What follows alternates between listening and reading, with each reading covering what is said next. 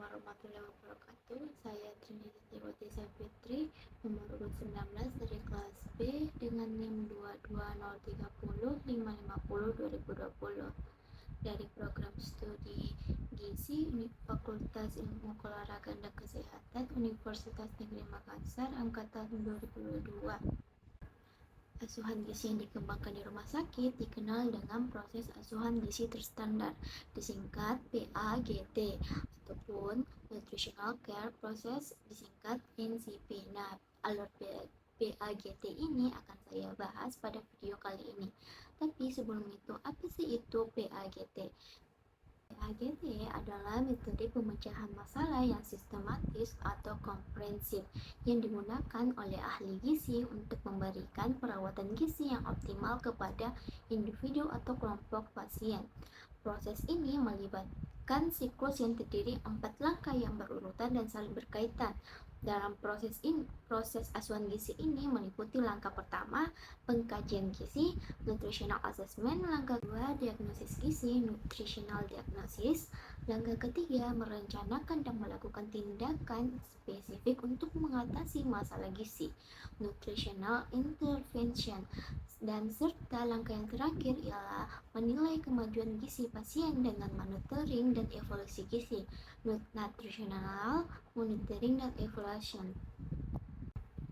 Nah, pada langkah pertama yaitu pengkajian gizi yang merupakan kegiatan mengumpulkan, menginterpretasi, dan menganalisis data untuk mengidentifikasi masalah gizi yang terkait dengan aspek asupan gizi dan makan, aspek klinis, serta aspek penilaian lingkungan dan penyebabnya.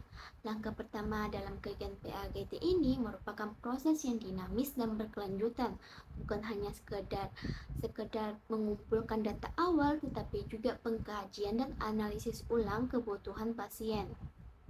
Nah, pada langkah ini terdapat beberapa tahap dalam pengkajian gizi, yaitu tahap pertama, pengumpulan informasi awal. Pada pertemuan pertama dengan pasien, kenalkan diri dan tujuan pertemuan. Minta pasien memberikan informasi pribadi seperti usia, jenis kelamin, berat badan, tinggi badan, dan riwayat keluarga. Tanyakan kepada pasien apakah ada gangguan kesehatan kronis atau riwayat medis yang relevan. Tahapan kedua, riwayat diet dan pola makan. Tanyakan kepada pasien tentang pola makan sehari-hari, termasuk jenis makan yang dikonsumsi, frekuensi makan, dan jumlah porsi. Tanyakan apakah pasien memiliki preferensi makanan atau alergi atau intoleransi makanan tertentu. Tinjau apakah pasien mengonsumsi suplemen atau obat-obatan yang dapat memengaruhi status gizi. Tahap ketiga, evaluasi antropometri. Ukur berat badan pasien menggunakan timbangan yang akurat. Nah, pada saat menimbang berat badan pasien, pastikan pasien mengenakan pakaian seminimal mungkin dan tanpa mengenakan alas kaki. Ukur tinggi badan pasien menggunakan pengukuran stadiometer dan hitung indeks massa tubuh pasien dengan rumus yang sesuai. Tahap keempat, evaluasi status nutrisi. Lakukan penilaian kulit, rambut, dan mata pasien untuk tanda-tanda defisiensi gizi, seperti kulit kering, rambut rapuh, atau perubahan warna mata. Lakukan penilaian fisik untuk mengidentifikasi tanda-tanda malnutrisi, seperti pembengkakan, lemah, atau atrofi otot. Tahap kelima, analisis laboratorium. Lakukan pemeriksaan darah untuk mengukur parameter gizi penting seperti kadar hemoglobin, kadar albumin, kadar elektrolit, dan lain-lain. Tinjau hasil laboratorium untuk menilai adanya anemia, gangguan fungsi ginjal, atau masalah elektrolit. Dan tahap yang terakhir ialah evaluasi konsumsi energi dan nutrisi. Gunakan data yang diperoleh dari riwayat diet dan antropometri untuk menghitung kebutuhan energi dan nutrisi pasien. Bandingkan konsumsi sehari-hari pasien dengan rekomendasi gizi yang sesuai untuk menilai defisiensi atau kelebihan gizi. Nah, langkah kedua dalam PAGT adalah menegakkan diagnosis gizi. Diagnosis gizi adalah kegiatan mengidentifikasi dan memberi nama masalah gizi aktual dan atau berisiko menyebabkan masalah gizi. Masalah gizi ini menjadi tanggung jawab ahli gizi untuk menanganinya secara mandiri. Diagnosis gizi merupakan langkah kritis yang menjembatani antara kajian gizi dengan intervensi gizi. Beberapa tahapan diagnosis gizi ialah pertama, analisis data. Setelah mengumpulkan data selama tahapan pengkajian gizi, ahli gizi menganalisis semua informasi yang telah diperoleh. Kedua, pembuatan diagnosis gizi. Berdasarkan analisis data, ahli gizi membuat diagnosis gizi yang mencerminkan masalah gizi yang dihadapi pasien. Ketiga, pengecualian masalah gizi lainnya. Dalam proses diagnosis, ahli gizi juga harus mempertimbangkan kemungkinan masalah gizi lain yang mungkin muncul. Keempat, komunikasi dengan pasien.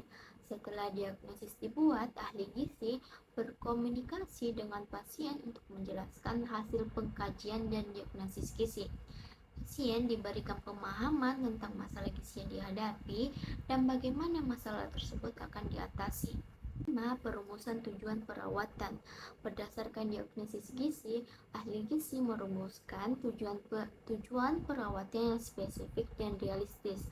Tujuan ini mungkin melibatkan pencapaian berat badan yang sehat, perubahan pola makan, dan atau pemantauan status gizi. Keenam, pembuatan rencana perawatan gizi. Setelah diagnosis dan tujuan perawatan ditetapkan, ahli gizi merancang rencana perawatan gizi yang mencakup strategi intervensi gizi yang sesuai. Ini bisa melibatkan perubahan diet, edukasi gizi, pemantauan berkala, atau penggunaan suplemen gizi. Apa yang terakhir, ketujuh, dokumentasi. Seluruh proses diagnosis gizi, rencana perawatan, dan tujuan perawatan didokumentasikan secara rinci untuk referensi selanjutnya dan untuk memantau perkembangan pasien. Langkah selanjutnya proses asuhan gizi terstandar ialah intervensi gizi, yang dimana serangkaian aktivitas spesifik yang berkaitan dengan penggunaan bahan dengan tujuan untuk menanggulangi masalah gizi terkait dengan perilaku, kondisi lingkungan, atau status kesehatan pada individu untuk memenuhi kebutuhan gizi. Beberapa tahapan intervensi gizi ialah pertama, penyusunan rencana gizi. Ahli gizi merumuskan rencana perawatan gizi yang spesifik berdasarkan diagnosis gizi pasien. Rencana ini mencakup perubahan pola makan, pemilihan suplemen gizi jika diperlukan, dan edukasi gizi. Yang kedua, perubahan pola makan. Jika diagnosis mengidentifikasi perubahan dalam pola makan, ahli gizi bekerja sama dengan pasien untuk mengidentifikasi perubahan yang diperlukan. Ini melibatkan peningkatan asupan nutrisi yang diperlukan seperti kalori, protein, serat, atau vitamin tertentu. Pola makan yang seimbang dan sesuai dengan kebutuhan pasien. Ketiga, edukasi pasien. Pasien diberikan edukasi gizi yang mencakup informasi tentang pentingnya nutrisi dalam menjaga kesehatan dan kesejahteraan. Ini membantu pasien memahami peran nutrisi dalam mencapai tujuan gizi. Keempat, suplemen gizi jika diperlukan. Jika hasil pemeriksaan laboratorium atau analisis diagnosis menunjukkan defisiensi nutrisi, ahli gizi mungkin merinci penggunaan suplemen gizi sesuai dengan dosisnya. Kelima, dukungan emosional. Pasien mendapatkan dukungan emosional selama proses intervensi gizi. Perubahan pola makan dan gaya hidup bisa menantang, dan dukungan ini membantu pasien mengatasi perubahan tersebut. Keenam, pemantauan dan evaluasi. Rencana perawatan gizi mencakup jadwal pemantauan progres. Selama pertemuan ini, ahli gizi akan mengevaluasi apakah pasien mencapai tujuan gizi dan apakah ada perubahan dalam status gizi. Dan tahapan terakhir ialah ialah perubahan rencana jikapun diperlukan. Selama proses intervensi, jika ada perkembangan atau perubahan dalam kondisi pasien, rencana gizi dapat disesuaikan. Ini dapat mencakup penyesuaian dalam perubahan pola makan atau perubahan dalam penggunaan suplemen gizi. Nah, langkah terakhir dari PAGT ialah monitoring dan evaluasi gizi. Monitoring gizi adalah kegiatan mengkaji ulang dan mengukur secara terjadwal indikator asupan gizi pasien sesuai dengan kebutuhan yang telah ditentukan. Sedangkan evaluasi gizi adalah membandingkan secara sistematik data sebelum dilakukannya intervensi dengan data setelah intervensi, atau dapat juga dengan menggunakan rujukan atau standar. Kegiatan monitoring dan evaluasi gizi bertujuan untuk mengetahui respon pasien terhadap intervensi yang telah dilakukan dan keberhasilan intervensi. Tahapan pada monitoring dan evaluasi gizi ialah: pertama, penentuan berkala. Ahli gizi menjadwalkan pertemuan berkala dengan pasien untuk memantau perkembangan gizi. Jadwal pertemuan ini dapat berbeda-beda tergantung pada kebutuhan pasien dan tingkat keparahan masalah gizi. Kedua, pengukuran dan evaluasi. Selama pertemuan-pertemuan tersebut, ahli gizi akan melakukan pengukuran dan evaluasi yang relevan, seperti mengukur berat badan, BMI, atau pemeriksaan laboratorium. Hasil ini dibandingkan dengan data awal yang diperoleh selama tahap pengkajian. Ketiga, evaluasi tujuan gizi. Ahli gizi mengevaluasi apakah pasien telah mencapai tujuan gizi yang telah ditetapkan selama tahap diagnosis. Misalnya, jika tujuan mencapai berat badan yang sehat, ahli gizi akan menilai apakah berat badan pasien telah mencapai tingkat yang diharapkan. Keempat, perubahan rencana. Jika selama pemantauan terungkap bahwa pasien tidak mencapai tujuan gizi atau ada perubahan dalam kondisi yang memerlukan penyelesaian, ahli gizi dapat melakukan perubahan dalam rencana gizi, termasuk perubahan dalam pola makan atau dosis suplemen gizi. Kelima, komunikasi dengan pasien. Ahli gizi berkomunikasi secara terbuka dengan pasien tentang hasil pemantauan dan evaluasi. Pasien diberikan pemahaman tentang perkembangan mereka dan apakah perubahan perlu dilakukan. 6. Dokumentasi. Seluruh hasil pemantauan dan evaluasi gizi didokumentasikan dengan rinci. Dokumentasi ini penting untuk pemantauan progres dan untuk menilai efektivitas perawatan gizi. Tahapan yang terakhir ialah perencanaan selanjutnya. Setelah pemantauan dan evaluasi gizi selesai, ahli gizi bersama pasien memutuskan rencana selanjutnya.